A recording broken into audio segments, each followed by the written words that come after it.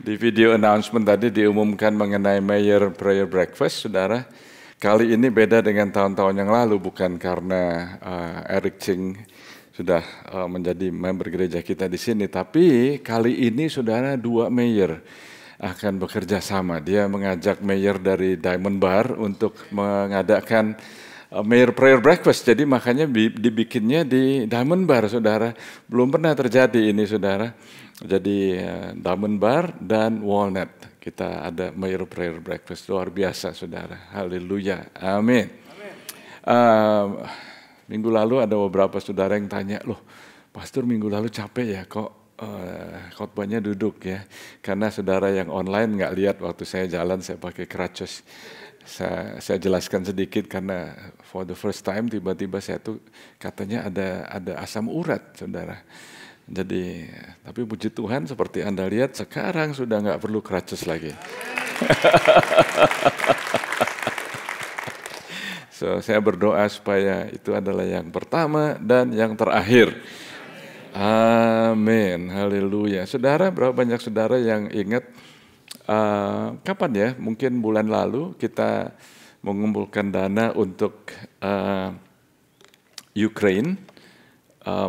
Saya mau kasih update kepada Anda semua, terima kasih untuk dukungannya, dan kita akan putar videonya, saudara, supaya Anda bisa melihat apa yang terjadi, dananya ini bagaimana disalurkannya, dan bagaimana mereka menerimanya. Mau lihat, saudara? Menyaksikan ya, silahkan. February 24th, 2022 is the tragic date of the beginning of the war in Ukraine. The Russian army came to our land. They kill innocent people, children, destroy whole cities and towns. There is no place in our country that is completely safe, but here in the western part, it's more peaceful and we can help and support our fellow citizens and protectors. As Christians, first thing we ought to do is pray. Lord, please give us strength, because we know we are on the front line in prayer. We understand that we and other Christians need to fight with the forces of darkness. We need to stand against them with your word in your spirit. Please raise your people to stay firm in faith and in prayer. We try to help the ones in need with everything we can. We weave masking nets for soldiers, give food, clothes, we buy and deliver medicines to the places where stores and pharmacies don't work. We open our homes to refugees. Many people get here with just a backpack. That's all they could take with them. Many lost their jobs. Greetings to you, dear brothers and sisters, from Church Rock in Ivano-Frankivsk.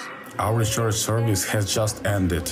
Our sisters weave the masking nets for the protection of our soldiers. Indeed, these times are not easy for us. We often hear sirens. It's scary. Sometimes there are 5 sirens in a day, and each time we need to hide in a safe place. But we also believe in God's miracles in protecting and caring for us. I'd like to share a testimony. Not a long time ago, we prepared some medicines for people from Kharkiv. When we have already packed everything, we were told that one lady is in desperate need for medicine to help her battle cancer. We found it in 2 pharmacies in Ivano-Frankivsk. We bought them and sent them to her. She was very happy to receive them because even Red Cross had denied her request for provide this medicine.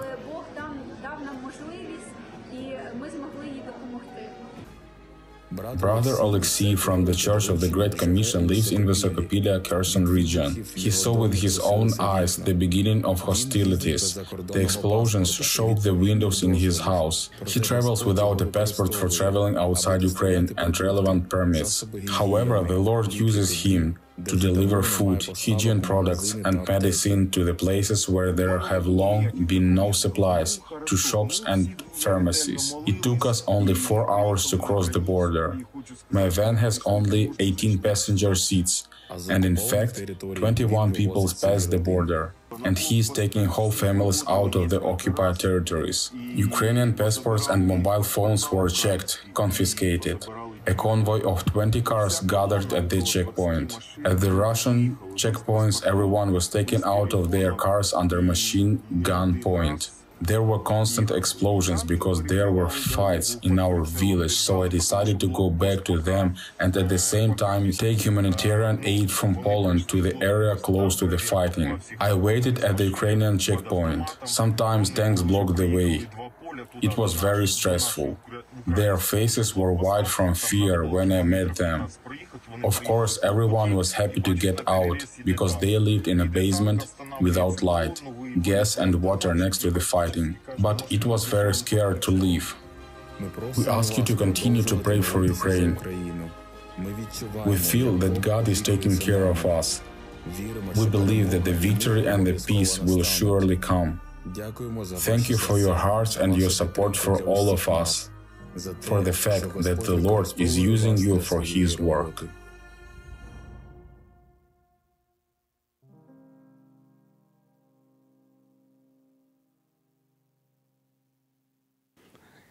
Wah, saudara melihat apa yang terjadi di sana, saya percaya kita punya banyak alasan untuk bisa mengucap syukur sama Tuhan ya.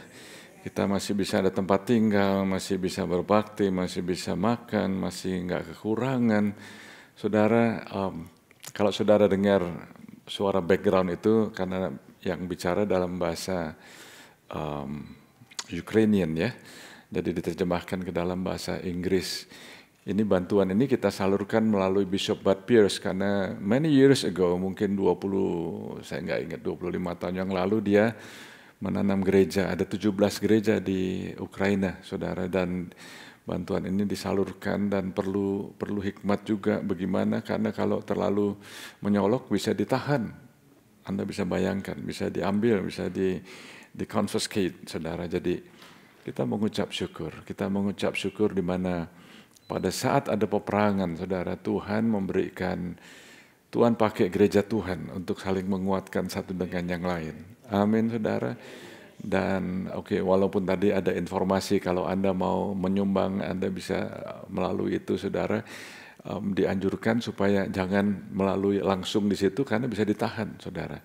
Jadi Anda bisa salurkan melalui kami, lalu saya akan hubungi Bishop Bud Pierce supaya apa yang kita berikan bisa sampai ke tujuannya. Karena ada yang ngontrol juga, ada yang mengawasi juga, saudara. So, kita mengucap syukur. Mari kita berdoa. Gimana kalau kita bangkit berdiri? Kita berdoa.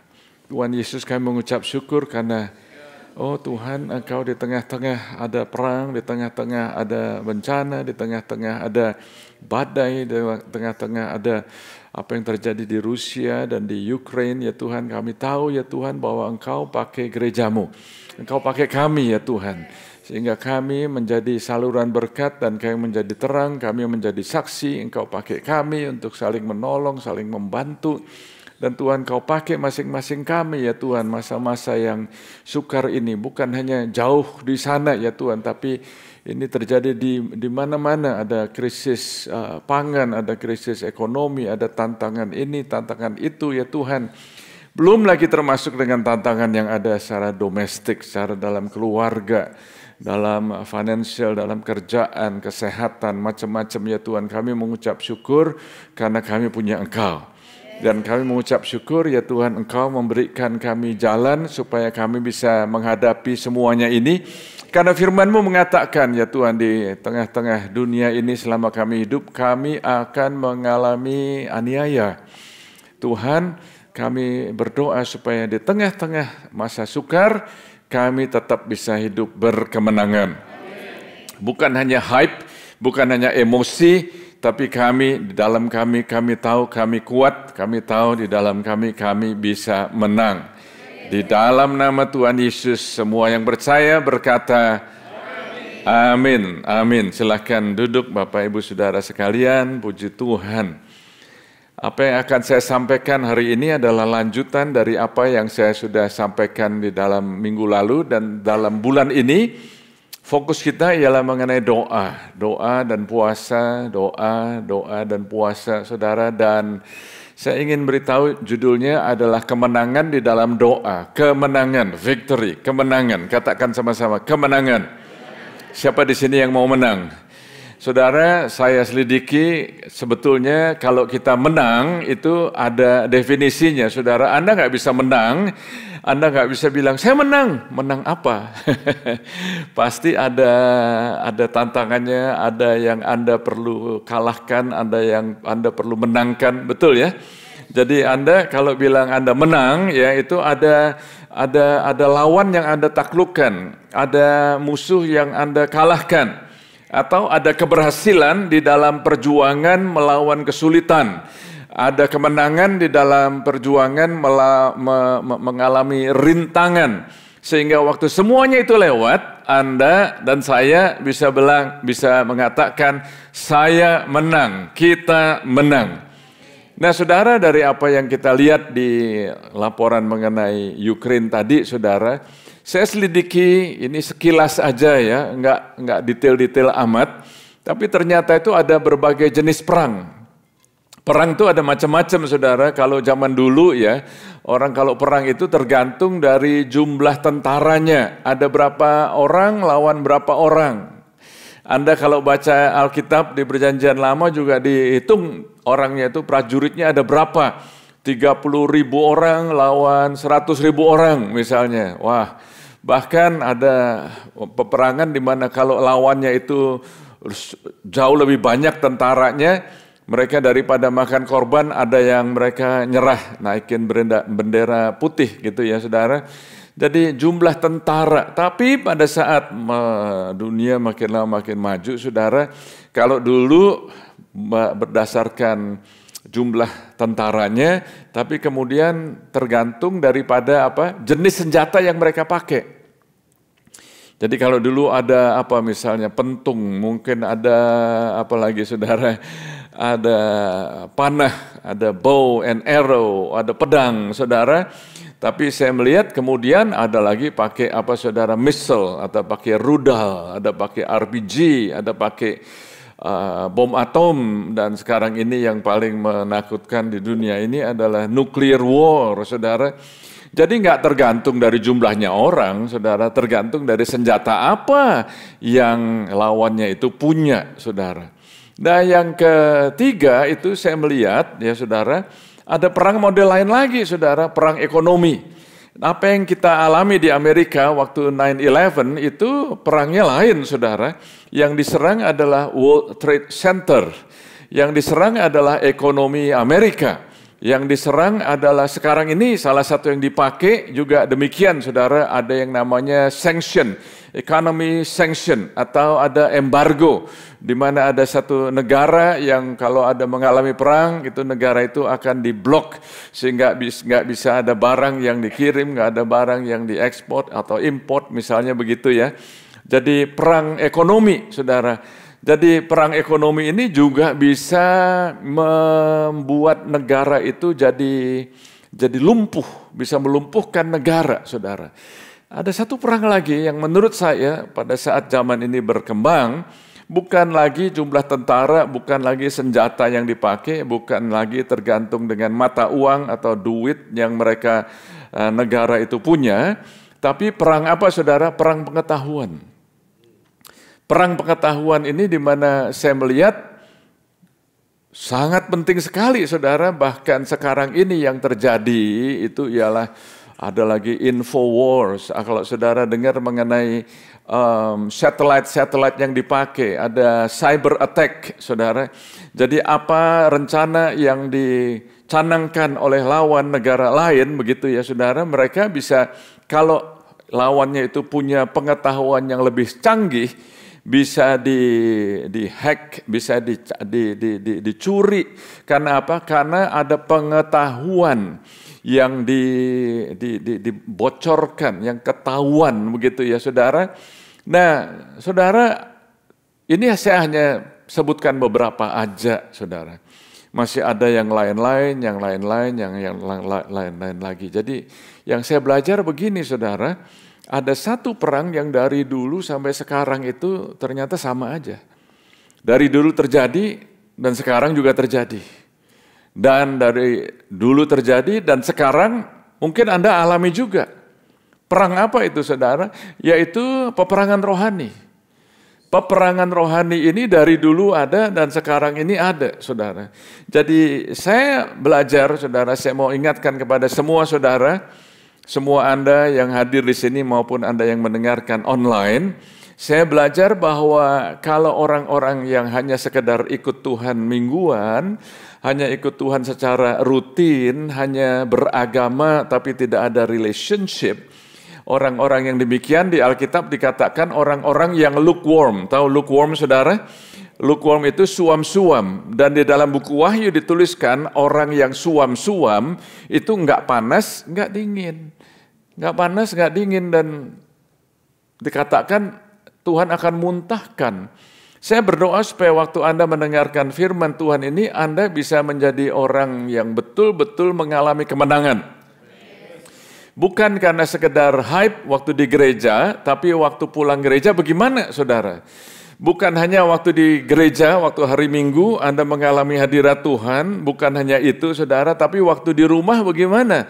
Waktu di kerjaan bagaimana? Waktu di bisnis bagaimana? Saya melihat bahwa orang-orang yang lukewarm, orang yang suam-suam, nggak panas, nggak dingin, saudara, istilah lain lagi itu orang-orang Kristen yang average aja, yang mediocre, yang average, yang biasa-biasa, yang tengah-tengah aja, saudara. Di mana orang-orang itu biasanya yang dipikirkan itu ini nanti ada apa ya, spring sale. Nanti apa ya, kebaktian sampai jam berapa nih ya? Nanti makan siang apa gitu ya. Yang dipikirkan begitu itu adalah orang-orang yang hanya average. Sehingga waktu ke gereja itu benar-benar, saudara, saya berdoa supaya Anda mengalami jamahan Roh Kudus hari ini dan seterusnya. Karena saya masih melihat ada orang-orang, saya sekarang kan susah membedakan ya. Ini Anda nge-text temen, email temen, WA temen, WeChat temen, atau Anda catat khotbah. Saya nggak tahu, yang tahu ya Anda sendiri. Yang akan membuktikan bagaimana Anda itu ialah pada saat Anda mengalami tantangan. Karena pada saat Paulus mengatakan demikian, orang itu membangun dengan macam-macam bahan. Ada yang membangun dari emas, perak, batu permata. Tapi ada orang yang membangun dengan kayu, jerami, atau rumput kering. Satu hari pekerjaan masing-masing orang. Berarti masing-masing itu termasuk saudara dan saya. Masing-masing kita itu akan diuji. Dan akan diuji oleh api. Nah, kalau Anda dan saya membangunnya dengan emas, perak, batu permata, makin dibakar itu makin murni, saudara. Tapi kalau membangunnya berdasarkan kayu kalau dibakar jadi apa, saudara? Jadi abu. Jerami atau rumput kering, wah lebih cepat lagi habis, saudara. Jadi kelihatannya membangun sih ya, kelihatannya datang sih ya, kelihatannya Anda datang ke gereja. Saudara, coba saudara, saya mau menghimbau Bapak Ibu Saudara sekalian, Anda yang join online juga, coba kita mengizinkan Roh Kudus bekerja dalam diri kita, menjamah kita. Untuk apa Anda ke gereja kalau nggak dapat firman? Sama seperti orang kalau membuat rencana ya, buat apa bikin rencana kalau Anda buat rencana untuk nggak lakukan? Ngapain bikin rencana? Buat apa Anda ke gereja ya? Sampai di sini cuma buat kongko-kongko aja, lalu nanti pulangnya jam berapa? Nggak ada kehausan. Saya berdoa supaya hari ini Anda mendapat kehausan benar-benar dari firman Tuhan. Karena saudara, apa yang terjadi ini nggak jauh di sana, saudara. Ini terjadinya bisa di mana-mana, saudara. Kalau api itu datang, kalau api itu menguji Anda dan saya, yang jawab ya Anda sendiri, yang akan kelihatan ya Anda sendiri. Saya berdoa supaya Anda bisa menang. Karena firman Tuhan mengatakan demikian, saudara. Di dalam 2 Korintus pasal yang ke-10 ayat 3 sampai ayat yang ke-5 ya. Dikatakan demikian, saudara. Memang kami masih hidup di dunia, tetapi kami tidak saudara? Kami tidak berjuang, dalam bahasa Inggrisnya we do not war. Kami tidak berjuang secara duniawi, karena senjata kami dalam perjuangan bukan senjata duniawi, melainkan senjata yang diperlengkapi dengan Oh wow, kuasa Allah. Senjata yang diperlengkapi dengan kuasa Allah yang luar biasa sekali, yang sanggup untuk meruntuhkan benteng-benteng. Berhenti di sini sebentar, saudara. Ada seorang pendoa yang zaman Perang Dunia Kedua, itu namanya Rhys Howell. Dia itu adalah seorang pendoa di Inggris ya. Dia berdoa pada saat itu Inggris sudah diserang oleh Jerman ya, dan pada saat itu dia berdoa, dia berpuasa, dia berdoa, dan ada timnya juga yang berdoa. Yang mobilize itu namanya Rhys Howell, R-E-E-S Howell, ya, H-O-W-E-L-L. Anda bisa baca bukunya. Dan saudara tahu pada saat itu Inggris sudah ketakutan, Inggris sudah sangat gemeter. Mereka tahu ini Jerman jauh lebih besar. Tahu nggak saudara? For some reason Inggris itu nggak diserang. Padahal mereka udah dengar berita ini, Air Force, Angkatan Udara dari Jerman itu udah menuju ke Inggris, saudara. Berapa tahun kemudian, saudara, setelah perang berakhir, itu ada salah satu pilot orang Jerman, yang salah satu dari mereka yang sudah menuju ke Inggris, mau menyerang Inggris, itu mereka semua pada satu saat di satu tempat mereka melihat satu awan tebal yang sangat amat gelap sekali. Sehingga mereka komunikasi satu dengan yang lainnya, mereka nggak berani terus, mereka semuanya balik. Nah, salah satu kesaksian dari pilot itu, orang itu yang kemudian terima Tuhan. Dia katakan, waktu itu kita nggak tahu, nah sampailah ke Rhys Howell. Dia baru tahu bahwa pada saat dia berdoa, sesuatu terjadi di alam roh. Yang dia nggak lihat pada saat itu. Are you with me? Waktu Anda berdoa, waktu Anda betul-betul menjamah hadirat Tuhan, Anda bisa komunikasi dengan surga. Nggak selalu Anda melihat hasilnya secara nyata, secara segera, secara instan.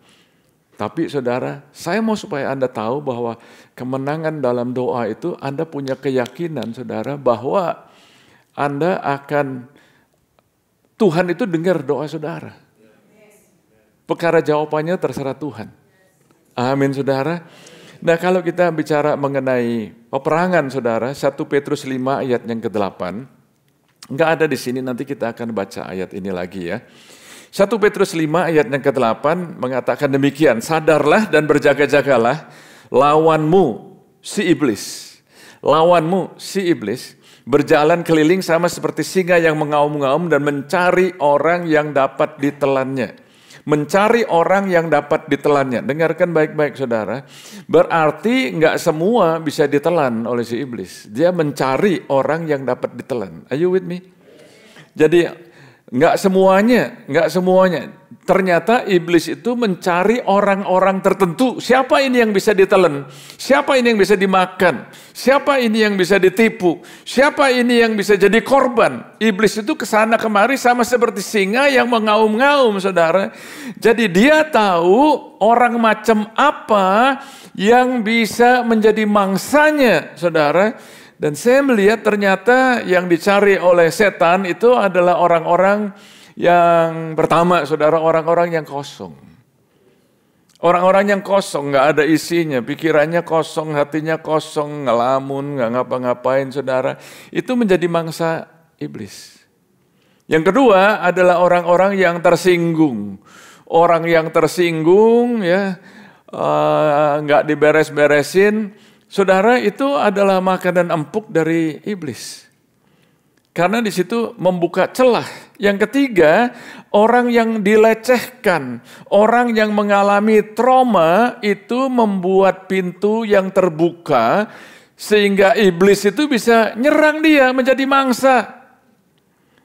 Yang keempat, orang yang tertinggal, orang yang nggak dianggap, orang-orang yang tertolak.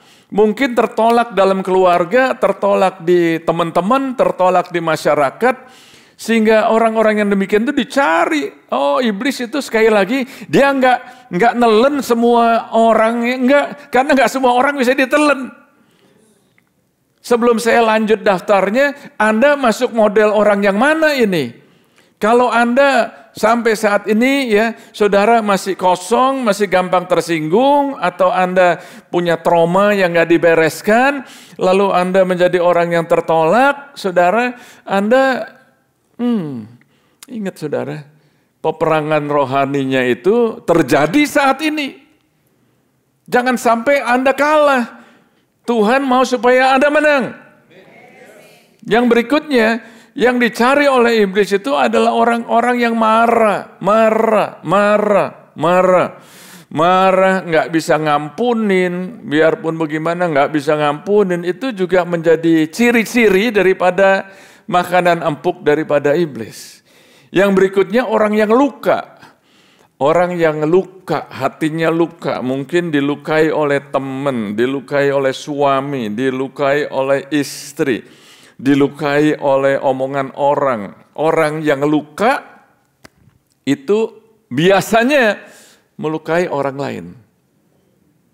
Hurting people hurts people. Karena orang yang lagi luka di sininya, saudara. Anda kalau ada luka yang nggak beres, yang belum sembuh, ya saudara, mungkin nggak kelihatan sih kalau Anda ada luka di sini dan lukanya itu belum sembuh, belum kering dan masih terbuka. Lalu ada orang nggak sengaja nih habis gereja, toto, apa kabar? Bener nggak? Tapi kalau saudara nggak ada luka di sini, Anda di jamah orang, Anda disenggol orang, Anda disinggung orang, Anda nggak akan terasa.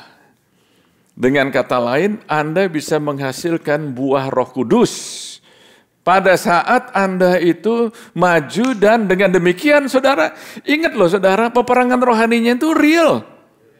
Jadi saya nggak mau ada Anda di sini yang di gereja kelihatannya oke-oke aja, di gereja mengalami hadirat Tuhan, tapi di rumah enggak, di kerjaan enggak, di sekolah enggak, di bisnis enggak. Orang yang demikian, ada satu istilah lagi yang saya belajar, bukan hanya suam-suam, bukan hanya average, bukan hanya orang yang rata-rata, tapi mereka itu adalah orang-orang yang ada banyak campurannya, mixture. Ada banyak campurannya. Sehingga apa? Hadirat Tuhan bisa dirasakan di sini, bisa angkat tangan, bisa menyembah Tuhan, bisa nangis, bisa lompat-lompat, bisa bersuka cita. Tapi sampai di rumah nggak ada. Anda mau jadi orang yang seperti itu? Anda jawab sendiri, saya nggak bisa jawab buat Anda. Mau nggak jadi orang yang seperti itu sehingga Anda tuh, emosinya seperti yoyo. Sebentar naik, sebentar turun, sebentar naik, sebentar turun. Sebentar turun, nggak naik-naik. Halo, sebentar turun putus talinya. Saudara, saya sudah singgung minggu yang lalu bahwa kita nggak bisa mengizinkan emosi kita mengontrol roh kita. Saya belajar dari firman Tuhan, ada banyak contohnya. Minggu lalu saya katakan Nehemia, setelah mereka membangun kembali, pada saat mereka proses membangun kembali tembok Yerusalem, mereka itu capek, mereka diancam, mereka ditakut-takutin, mereka luar biasa capeknya. Secara jasmani capek, secara emosi menurut saya capek juga, saudara. Karena satu tangan kerja, satu tangan pegang pedang. Mereka berjaga-jaga terus, berjaga itu luar biasa, saudara. Tapi pada saat-saat itu, Nehemia berkata demikian, sukacita yang dari Tuhan adalah kekuatanku. Bagaimana bisa sukacita? Halo? Biasanya ini, saudara, biasanya ini begini, saudara. Ini ayat yang ada hubungannya di sini. Nanti saya akan lanjutkan daftarnya. Yang dicari oleh setan tuh orang-orang yang macam gimana, ya. Tapi kalau kita baca di ayat ini dikatakan kami mematahkan setiap siasat orang dan merubuhkan setiap kubu yang dibangun oleh keangkuhan manusia untuk menentang pengenalan akan Allah. Pengenalan, katakan pengenalan. Anda bisa mengenal Allah. Kami menawan segala pikiran dan menaklukkannya kepada Kristus. Jadi ini yang Anda perlu tangkap. Bukan hanya seminggu sekali ke gereja, tapi hubungan Anda tiap hari dengan Tuhan ini bagaimana? Saya terus belajar, saya terus menjaga. Saya nggak bilang saya ini udah menjadi champion dalam doa. Saya nggak mengatakan saya ini udah super menjadi orang pendoa yang bagaimana. Enggak, saudara. Saya masih belajar, tapi saya ini belajar juga untuk mempraktekkan bagaimana mendengar suara Tuhan. Jadi kalau Anda mengizinkan emosi Anda, siapa di sini yang nggak punya emosi? Semuanya punya emosi, saudara. Anda bisa marah itu karena emosi, saudara. Anda bisa sedih karena Anda punya emosi. Anda bisa ketawa, bagus nggak ketawa, saudara? Karena Anda ada emosi. Tapi kalau emosi Anda, mengontrol roh Anda, itu bahaya, saudara. Saya belajar dari Daud pada saat dia orang-orangnya ditawan. Bahkan orang-orang yang bersama-sama dengan dia mau melempari Daud dengan batu. Stres apa enggak, saudara? Stres. Dia bukan hanya enggak ada teman. Saya enggak tahu, mungkin ada saudara yang merasa demikian. Enggak ada teman ya. Enggak ada teman, teman-teman yang ada mau ngelemparin Anda dengan batu. Saya lihat, saudara, ternyata Daud itu menguatkan dirinya di dalam Tuhan. Itu bukan emosi yang sekedar feeling. Tapi satu emosi, perasaan yang diselaraskan dengan firman Tuhan. Di dalam Filipi pasal yang keempat, sebetulnya di dalam buku Filipi itu kata yang paling banyak diulangi. Itu adalah kata rejoice, rejoice, katakan rejoice. Lagi katakan rejoice. Paling enggak ada 8 kali di situ kata rejoice ditulis di dalam buku Filipi. Tapi salah satunya itu ya, di Filipi pasal yang keempat, ayat yang keempat, Rasul Paulus itu ngomong begini, saudara. Bersukacitalah, dan sekali lagi aku berkata bersukacitalah. Saudara, Anda kalau tahu backgroundnya, kalau Anda tahu sejarahnya, Paulus pada saat itu dia itu lagi di penjara, nama penjaranya itu adalah Mamertine Prison di Roma. Dia lagi di penjara, saudara. Semua orang tahu ya, kalau orang atau tahanan itu di penjara di Mamertine Prison, itu nggak akan ada yang keluar hidup. Hukumannya tinggal tunggu kapan aja di-execute, kapan aja hukuman mati, saudara. Di situ Rasul Paulus tulis surat menguatkan yang lain. Nah, yang mesti dikuatkan itu siapa mestinya? Ini yang saya ngomong minggu yang lalu. Ada orang Kristen yang mestinya bangun dia tidur, ada yang tidur dia bangun, saudara. Petrus waktu dia di penjara, dia bisa tidur padahal dia tahu temannya dia, sahabatnya dia, teman sepelayanannya dia, yang namanya James ya. Itu dia sudah dipenggal, saudara, sudah dibunuh, tapi dia bisa tidur. Kira-kira kok bisa begitu ya? Menurut saya dia ingat waktu dia bersama-sama dengan Yesus di kapal, lalu ada badai.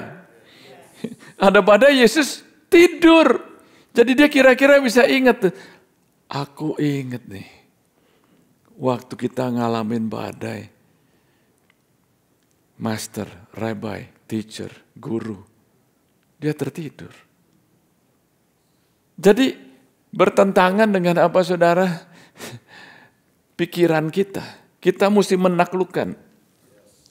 Kita mesti menaklukkan. Gimana caranya menaklukkan kalau Anda nggak kenal dengan yang Anda sembah? Daniel, dia mengatakan, Daniel 11 ayat 32, umat yang mengenal Allahnya akan tetap kuat dan bertindak. Oh, saudara, apa yang Anda alami, apa yang kita alami, saya nggak tahu apa yang akan terjadi tahun depan.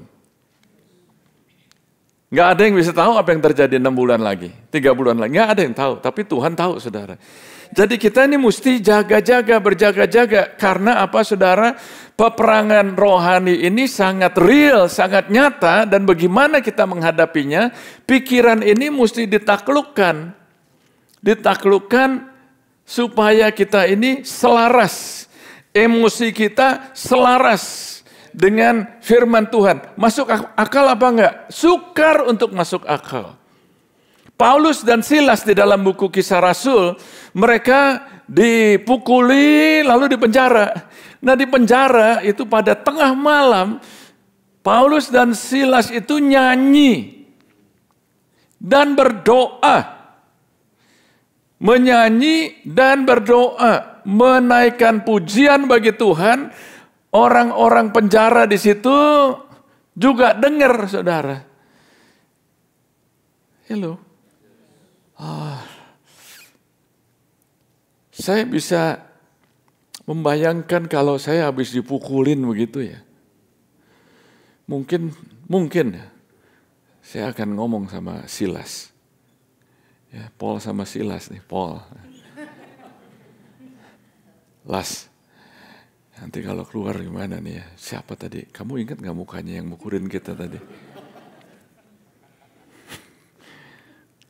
Kita gak ngapa-ngapain dipukulin. Kita gak salah dipukulin. Halo?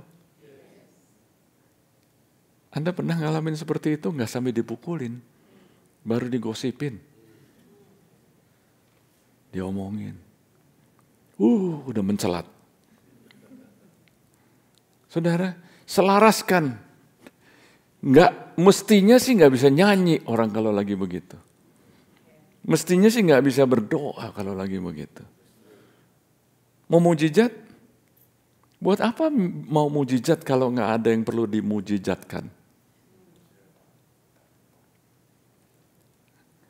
Pada saat mereka menyanyi dan berdoa, terjadi gempa dan pintu-pintu penjara terbuka. Hasilnya apa, saudara? Hasilnya jiwa dimenangkan. Kita lanjut ya. Apa sih makanan empuk dari iblis? Orang yang nggak ada kebenaran, nggak tahu kebenaran, sebentar diombang-ambing, sebentar dengar dari satu pihak. Saudara, buku Amsal menuliskan kalau Anda dengar satu berita mengenai orang yang lagi selisih paham gitu ya, Anda dengar dari orang yang pertama, itu kelihatannya pasti benar deh. Paling benar. Tapi waktu Anda dengar dari orang yang bersangkutan, belum tentu yang pertama ini benar. Ini kalau saya begini bukan berarti saya mau Anda ngelihat kuping saya. Artinya tuh denger nggak lu? Halo. Jadi saudara, peperangan rohani kalau Anda nggak berjaga-jaga itu bisa ada perpecahan karena Anda nggak dengar dari dua belah pihak. Dengar gini langsung emosi. Kok bisa begitu? Iya pastor, dia ceritanya sambil nangis. Come on. Nangis kadang-kadang air mata buaya. Orang yang bisa jadi sasaran iblis, targetnya iblis ada orang yang lagi kesepian. Kesepian.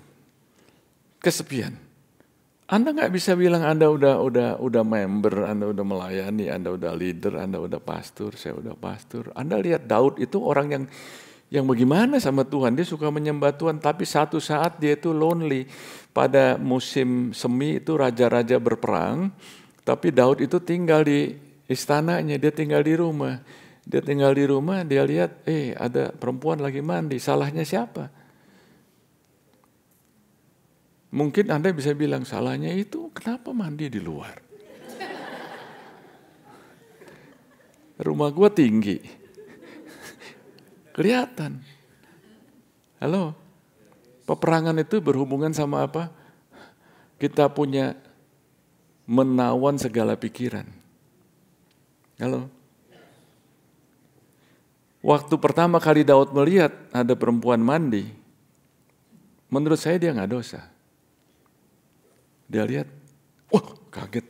Wah, apa ya tasan nama. Halo. Tapi waktu dia lihat lagi. Coba panggil itu siapa yang lagi mandi. Orang yang lagi kesepian itu bisa punya pikiran yang neko-neko, saudara. Kita semua. Apalagi saudara, orang yang menjadi targetnya iblis, orang yang lagi capek. Anda capek lah, aduh capek. Capek. Lagi capek rasanya, kerja capek. Banyak kerjaan, banyak urusan, pulang capek, badan capek. Perlu berjaga-jaga. Siapa yang nggak capek di sini? Ada yang nggak capek? Nggak pernah capek? Halo? Orang yang menjadi targetnya iblis adalah orang-orang yang udah nggak butuh apa-apa. Semuanya serba ada, semuanya serba siap, semuanya jadi average. Jadi lukewarm, saudara. Oh, rabaya tasanama. Saya mau doa dulu. Kita doa, kita berdoa. Tuhan Yesus, Tuhan Yesus. Oh, Roh Kudus, Roh Kudus. Tujuan saya menyampaikan firman ini, saya belum selesai, saudara. Tapi saya mau supaya Anda dijamah Tuhan. Anda mengalami kemenangan. Bukan hanya another topik mengenai kemenangan dalam doa. Saya mau Anda menang. Coba dari apa yang saya sebutkan tadi. Apakah Anda ini sadar bahwa Anda saat ini lagi capek, lagi tertolak, lagi marah, lagi tersinggung. Anda lagi kesepian, Anda lagi bosen, Anda lagi kosong. Datang kepada Tuhan saat ini. Saya mau doakan Anda, saya mau doakan Anda. Siapa di sini yang mengalami semuanya itu, semua mata dipejamkan aja deh. Anda mengalami 1 atau 2 atau lebih daripada itu, Anda bisa angkat tangan. Let me see your hand. Ada lagi. Yes, ada lagi. Ada lagi. Yes, ada lagi. Datang kepada Yesus. Datang kepada Yesus. Saat ini Tuhan Yesus, Engkau melihat tangan-tangan yang diangkat. Oh ya Tuhan. Oh, Anda setuju dengan firman Tuhan. Dan saya mendeklarasikan kemenangan di dalam nama Tuhan Yesus. Anda nggak lagi mengalami kesepian. Anda kalau tersinggung, Anda ampuni. Anda kalau trauma, Anda sembuhkan. Kalau Anda marah, Anda minta Roh Kudus untuk memadamkan amarah Anda. Kalau Anda nggak ada kebenaran, Anda isi dengan firman Tuhan. Terima kasih Tuhan. Jamah ya Tuhan. Dalam nama Yesus. Dalam nama Yesus. Oh God. Amin. Saya melihat di sini saudara, mematahkan setiap siasat orang dan merubuhkan setiap kubu yang dibangun oleh keangkuhan manusia. Keangkuhan manusia, ada orang sombong itu nggak selalu harus orang kaya, saudara. Ada orang yang nggak kaya, sombongnya bukan main, saudara. Ada macam-macam, saudara. Dan di sini dikatakan untuk menentang pengenalan akan Allah. Kami menawan segala pikiran dan menaklukkannya pada Kristus. Kita align, kita selaraskan, kita cocokkan. Nggak cocok sama perasaan kita, tapi kita cocokkan dengan firman Tuhan. Cocokkan dengan kebenaran firman Tuhan. Amin, saudara. Karena kita ini hidup di dunia yang penuh apa, saudara? Noise. Ada banyak suara. Mobil Anda bisa ngomong sama Anda. Washing machine Anda bisa ngomong. Saya kapan lagi ngobrol sama istri saya di rumah, nggak tahu ngomong apa, tiba-tiba itu ngomong dijawab sama Siri. Saya bilang, gua nggak ngomong sama lu. Pernah ngalamin seperti itu? Berarti ada banyak suara ini, saudara. Suara yang mana yang Anda mau dengar? Anda perlu pilih, ya. Di sini dikatakan menaklukkannya kepada Kristus. Banyak orang yang nggak tahan untuk diam.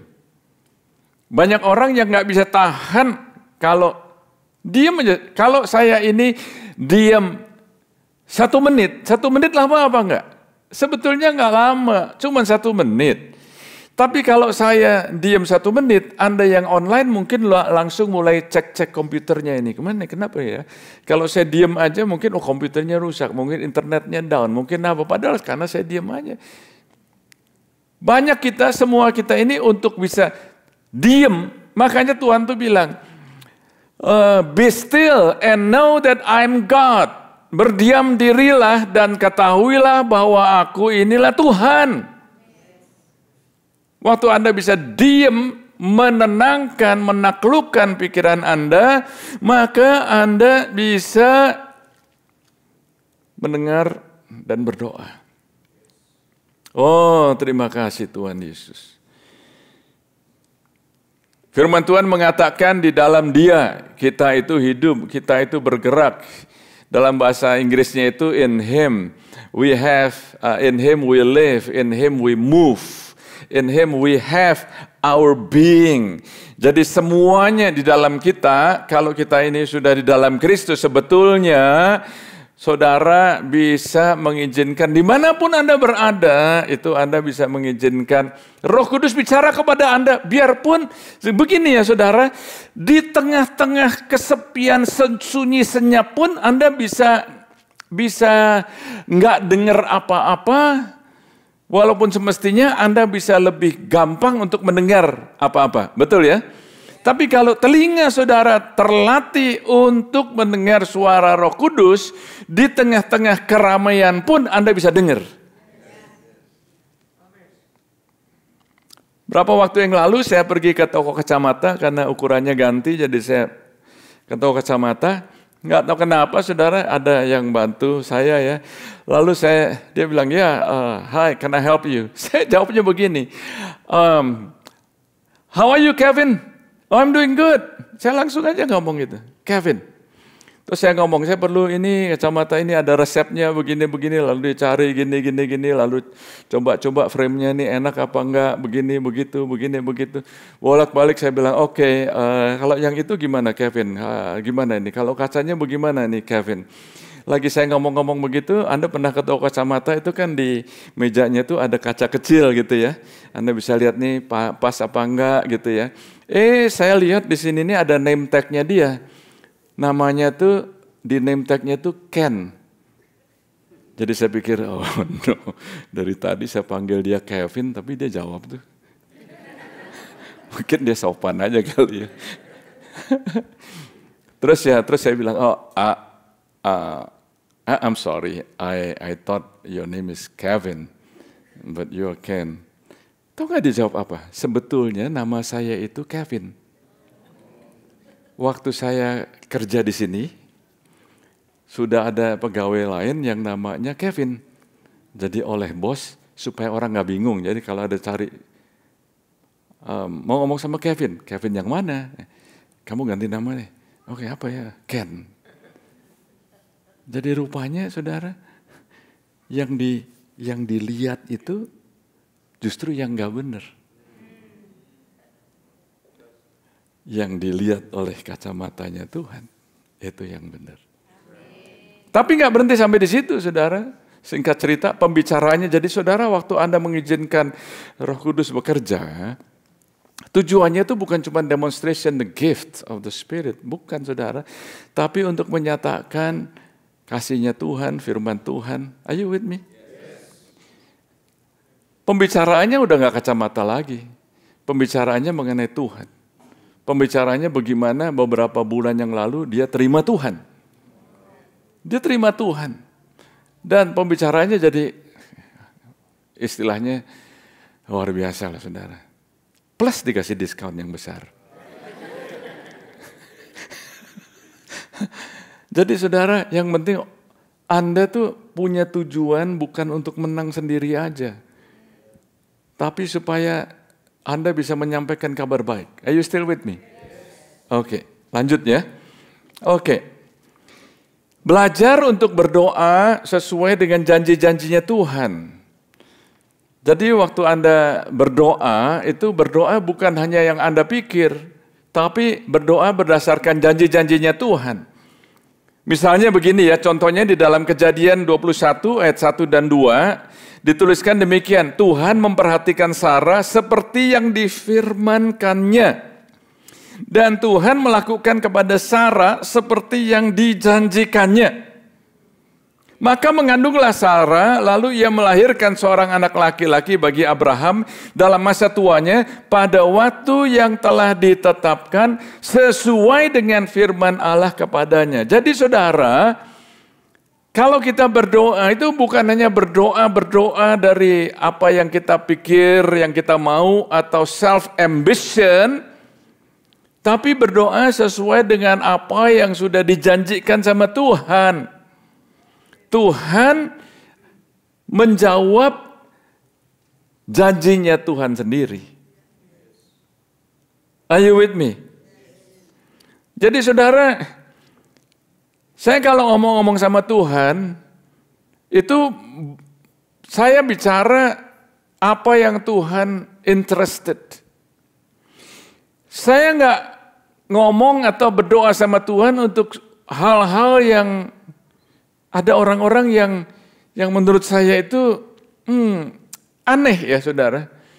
Saya tadi pagi berdoa, saya tanya sama Tuhan, pakai baju apa nih Tuhan? Masa pakai baju aja tanya? Mau makan apa nih Tuhan? Tuhan, bantu saya Tuhan, supaya saya nggak makan banyak lagi. Saudara, exercise-nya diganti. Jangan cuma elbow exercise. Tahu elbow exercise? Elbow exercise itu dari sini ke sini.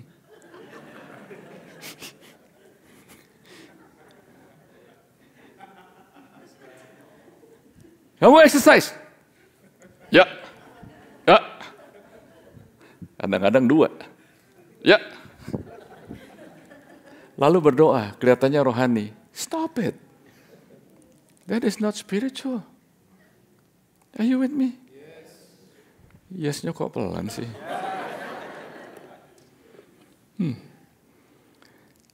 Kalau mau berkemenangan dan supaya doa Anda nggak terhalang ya, percaya kepada Tuhan. Believe, bukan unbelief. Minggu lalu sudah saya khotbahkan cukup jelas itu. Kalau Anda mau doanya nggak terhalang, ampuni orang yang menyakiti Anda. Ampuni. Ampuni. Ampuni. Karena ada saudara di sini yang masih bergumul untuk mengampuni. Anda nggak ngampunin, Anda sendiri yang dipenjara hatinya.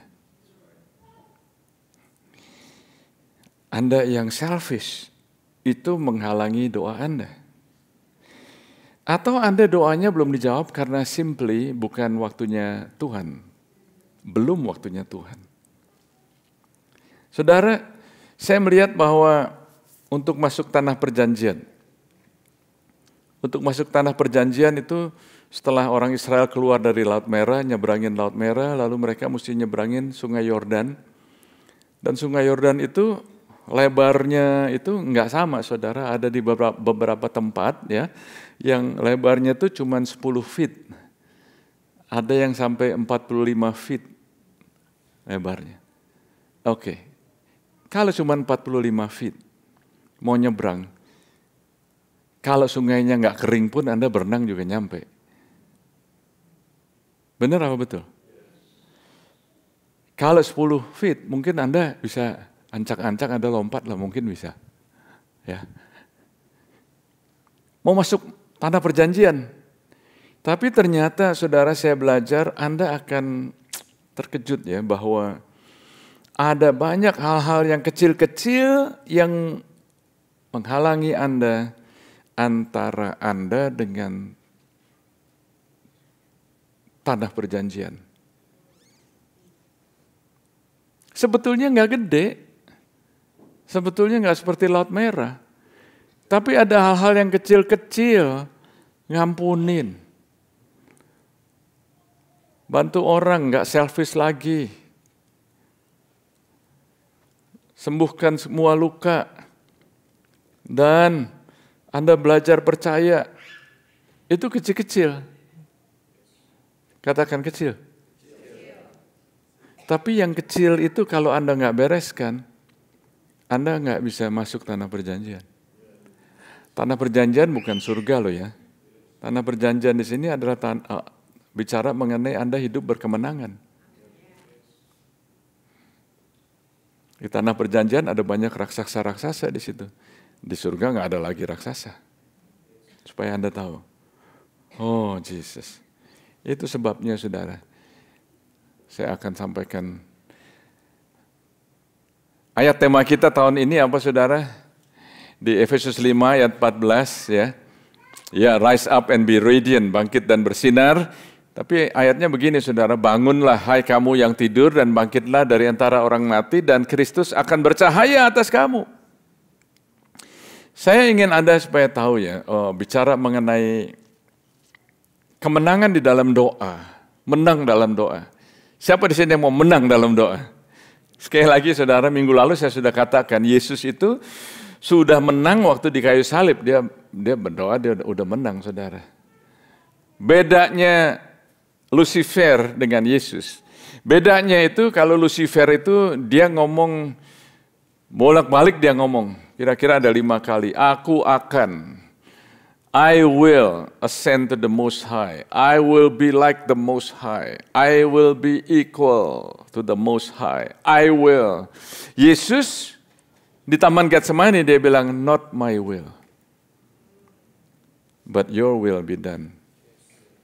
Oh, Anda mau menang? Mulai berkata, not my will, Lord, your will. Anyway, kehendaknya Tuhan pasti jauh lebih bagus daripada kehendaknya kita. Yes? Oke. Sekilas mengenai buku Efesus. Sekilas aja ya. Coba Anda bayangkan ya. Di ayat yang ke pasal 1 ayat 3 sampai 5, mereka telah dikaruniai dengan segala berkat rohani, dipilih sebelum dunia dijadikan dan ditentukan sebelumnya untuk diadopsi oleh Yesus Kristus. Efesus 1 ayat 13 ya. Dituliskan mereka telah dimeteraikan dengan Roh Kudus. Sudah dimeteraikan dan yang dijanjikan itu sudah dimeteraikan. Tahu meterai itu apa, saudara? Meterai itu tanda bukti, tanda jadi, tanda seperti deposit gitu loh, saudara. Sudah dimeteraikan. Are you with me? Yang berikutnya, mereka telah ditempatkan secara posisi di surga bersama Kristus Yesus. Pasal 2 ayat yang ke-6. Pasal 2 ayat 8 dan ayat yang ke-9. Ya. Mereka telah diselamatkan oleh kasih karunia. For by grace you are saved. Ya. Bukan dengan usahamu sendiri tapi by grace. By grace dengan kasih karunia. Ya. Lalu di pasal 2 ayat yang ke-10, mereka adalah buatan Allah, diciptakan dalam Kristus Yesus untuk melakukan pekerjaan baik yang disiapkan Allah sebelumnya. Ini ayat-ayat ini luar biasa apa enggak, saudara? Ini sangat amat luar biasa, tapi setelah kita baca, ini sekilas aja ya, pasal 1 dan ayat-ayatnya dan pasal 2, tiba-tiba di pasal yang ke-5 tidur mereka. Oh, bisa tidur. Itu sebabnya Paulus memerintahkan orang percaya untuk dipenuhi dengan Roh Kudus. Dipenuhi oleh Roh Kudus. Ini yang disampaikan oleh Dhani Hermanus beberapa minggu yang lalu. Anda perlu dipenuhi oleh Roh Kudus. Dipenuhi oleh Roh Kudus. Waktu Anda berdoa, Roh Kudus akan menunjukkan Anda. What do you mean? When you pray, the Holy Spirit will show you. Nangkep? Oh. Waktu Anda berdoa, Roh Kudus akan menunjukkan Anda. Siapa nih Anda? Kalau ada yang perlu dirubah, perlu bertobat, perlu ngampunin, perlu ditunjukkan supaya Anda itu taat. setelah Anda dipenuhi oleh Roh Kudus, bukan hanya untuk di gereja, bukan hanya untuk slain in the spirit, semuanya itu baik, bahasa roh baik, tilawat Tuhan baik, semuanya saya ngalamin. Saudara, tapi setelah itu apa? Sampaikan the gospel of the kingdom. Injil kerajaan Tuhan. Anda fellowship. Habis gereja Anda fellowship, Anda makan-makan, carousel. Wah, isinya apa? Gimana? Mobil kamu suka nggak? Baru beli kan ya? Kamu hobinya gimana tuh? Hobinya? Kapan kita sama-sama lagi? Ngomonginnya hobi, ngomonginnya mobil, ngomonginnya anak, ngomonginnya bonus, ngomonginnya kerjaan, ngomonginnya apa lagi? Nggak ada isinya kebanyakan. Coba diperiksa. Ya. Bagaimana kalau isinya tuh begini? Gimana kalau nanti hari Rabu ya, kamu pergi sama saya. Saya mau share ke teman saya yang belum kenal Tuhan. Nah itu beda bobotnya. Saya mau ajak, yuk nanti bantuin saya, kita doain ada orang yang sakit. Halo?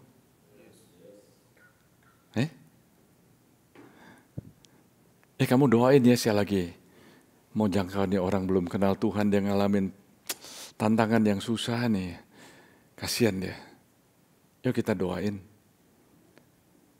Jadi menurut saya hal-hal seperti ini itu pembicaraannya tuh jadi lain. Hari apa ya? Hari Kamis saya ke rumahnya Cornelius dan Daisy. Itu ada Brando, Brenda, Winston. Kita ngomong, ngobrol, makan, ngobrol. Pas saya udah mau pulang, adiknya Brando, Pastor, saya ini sakit. Oke, kita doain ya. Doain. Saya doain, gimana? Coba lakukan yang kamu gak bisa lakukan sebelumnya. Waktu itu Brando udah pergi ya, mesti latihan. Oh masih sakit Pastor, oke kita doa lagi. Doa lagi. Brenda, Daisy, Cornelius, doakan. Coba lagi. Mendingan Pastor. Mendingan. Ya kita doa lagi. Doakan. Doakan. Bisa loh. Sembuh. Yes. Ini loh saudara. Kalau cuma makan-makan for the sake of makan-makan, udah berapa lama kita makan-makan tanpa ada bobotnya. Boleh ngomong mengenai hobi, mengenai apa, boleh. Ngomong mengenai film, nonton apa, boleh aja. Tapi bobotnya itu apa? Mau menang? Karena kadang-kadang kalau kita pikir kemenangan dalam doa itu fokusnya masih di kita terus. Saya mau menang.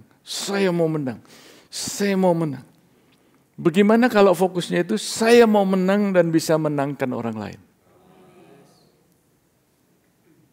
Saya mau menang supaya saya bisa menguatkan orang lain. Beda saudara. Oh Jesus. Saya masih ada yang saya mau sampaikan lagi tapi waktunya sudah.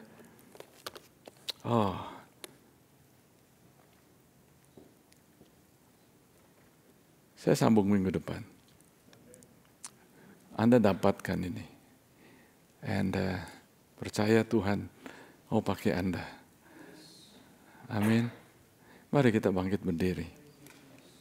Oh Lord Jesus. Lord Jesus. Tuhan Yesus. Oh God. Tuhan Kau. Anda yang Horabaya dadabara. Jesus. Kira baratasanan. Jesus. Tuhan ajar kami untuk bisa mendekat kepadamu ya Tuhan. Karena bukan hanya sekedar hari Minggu. Kami mau ngalamin, kami mau hadirat Tuhan bersama-sama dengan kami. Amin saudara. Anda mau hadirat Tuhan bersama dengan Anda? Anda mau mengalami hadirat Tuhan? Bukan hanya untuk Anda loh. Bukan cuman untuk Anda. Enggak.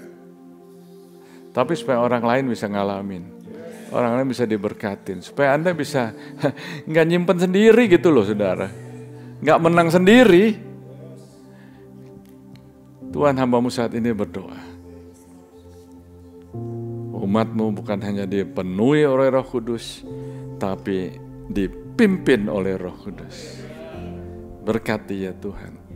Dalam nama Tuhan Yesus semua yang percaya berkata, amin. God bless you. God bless you.